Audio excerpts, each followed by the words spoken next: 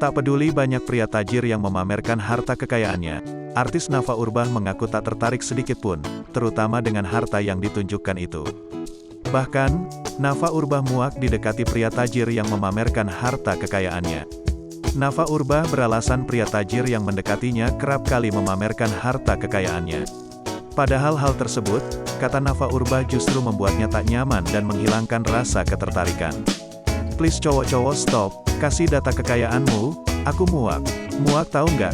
Curhat Nafa di Instagram, Rabu, tanggal 5 Oktober tahun 2022. Kalau aku suka karena nyaman, nggak usah terlalu berusaha keras karena aku nggak bakal tertarik, ungkapnya lagi.